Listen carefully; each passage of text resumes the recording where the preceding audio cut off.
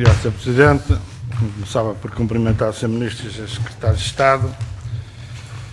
Sr. Ministro, ao fim de 10 meses de governação, PSD-CDS, os senhores não têm, aqui interrogou-se sobre a agenda de crescimento e de emprego do Governo. Nós estamos perante uma agenda de brutal recessão e de brutal desemprego.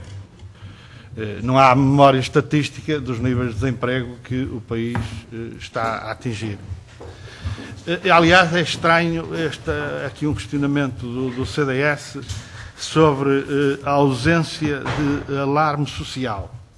Isto é, aqui há 2 anos e há 3 anos, o CDS, com níveis de falências de empresas muito mais reduzidas, com níveis de desemprego muito mais reduzidos, apresentava-nos aqui projetos de resolução contra a calamidade social, contra o desastre social, em alguns pontos do país. Mas hoje não há alarme social perante o desastre total que o país enfrenta, sobretudo no nível do ritmo de falências de empresas, de problemas, estrangulamentos brutais, que os senhores conhecem, de certeza absoluta, estão a levar a situações, do ponto de vista pessoal, mesmo de alguns empresários, como a notícias de ontem mostram, gravíssimas, mas os senhores, aparentemente, a situação não tem nenhum problema. Pois é extraordinária este balanço sobre a origem dos problemas em Portugal. Por exemplo, o registro que o Sr. Ministro abandonou completamente toda a teorização que fazia sobre as consequências da adesão de Portugal ao euro,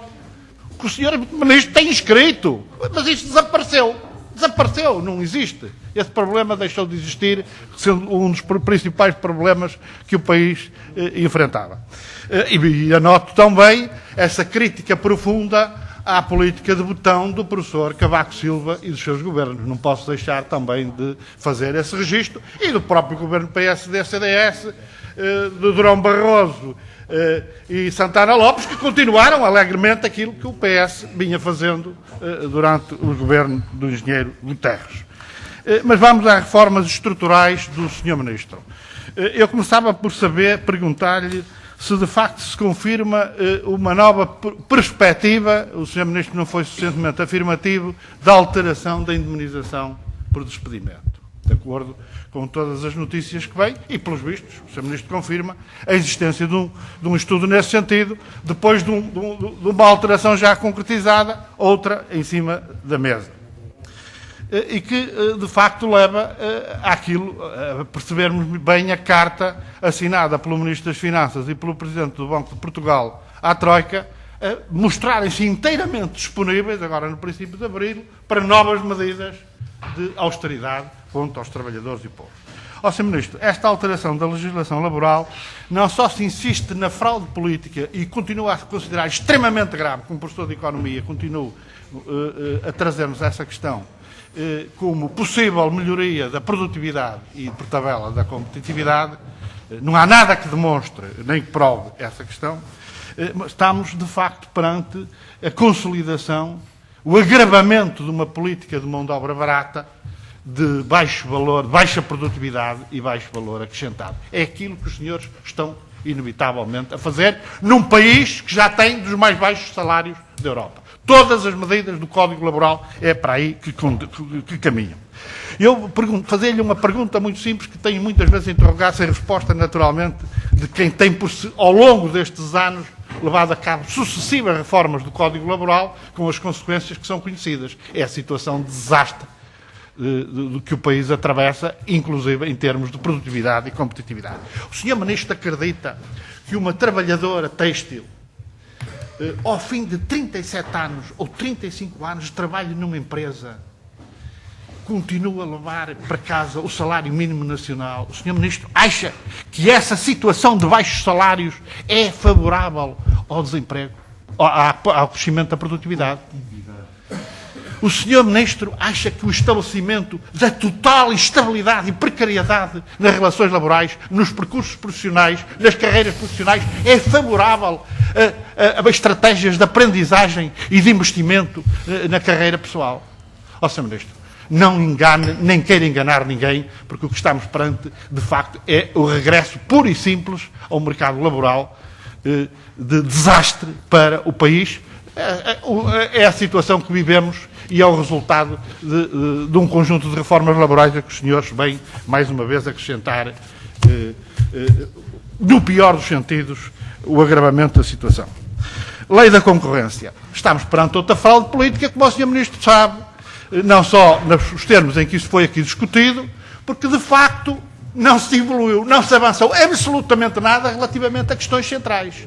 Concretamente, relativamente até questões que estão consignadas noutras leis da concorrência europeia. O caso da posição dominante coletiva, que o PSD e o CDS não aceitaram. O problema da tipificação e densificação do conceito de abuso de dependência económica, que não sofreu a alteração de uma vírgula. E, portanto, a posição do oligopólio, por exemplo, das gasolineiras, das petrolíferas, vai continuar. O problema do abuso da grande distribuição vai continuar, porque os senhores não quiseram, de facto, mexer na lei da concorrência, contrariamente àquilo que os senhores dizem, nem sequer integrando conceitos e questões e abordagens colocadas na legislação de outros países europeus. Privatização, Sr. Ministro. Eu gostaria que o Sr. Ministro pudesse refletir sobre as posições do atual primeiro-ministro italiano na proteção das suas empresas estratégicas no setor da defesa, da energia, dos transportes, da comercialização. Isto tem muita piada, porque o Sr. Monti foi comissário, avançou com uma guerra com Portugal em termos das golden shares de algumas das nossas empresas. E eu gostaria de perceber como é que este ministro de Itália, antigo comissário, avança neste sentido de defesa das suas empresas estratégicas. E aqui o Estado português não só cede de borla as golden shares, como avança nos processos de privatização escandalosos a que continuamos a assistir no campo da energia e agora o processo estranho da Simpor, que o Sr. Ministro ainda não encontrou espaço para esclarecer aqui assim durante esta audição. Mas eu gostaria de o ouvir, e gostaria de o ouvir relativamente ao papel do Banco Público, porque o Sr. Primeiro-Ministro não foi capaz de esclarecer isto, se os senhores são ou não capazes de intervir relativamente à intervenção do Banco Público, relativamente ao processo da Simpor e também, já agora, ao processo da Brisa, que é outra coisa absolutamente estranha para um país que não tem política de crédito para as suas pequenas e médias empresas. Sr. Ministro, ao nível da energia, o Sr. Ministro não pensei que já pudesse ter tido tempo também para nos explicar as razões do escandaloso subida do gás natural anunciada ou perspectivada ontem ou anteontem pela ERSO. Nós estamos perante uma subida que, junta com a subida da taxa do IVA de 20%, significa uma subida superior a 24%, sobretudo para os pequenos consumidores com consumos inferiores a 500 metros cúbicos por ano. Gostaria que o Sr. Ministro nos esclarecesse e se julga que isto é compatível, de facto, com a competitividade da economia nacional.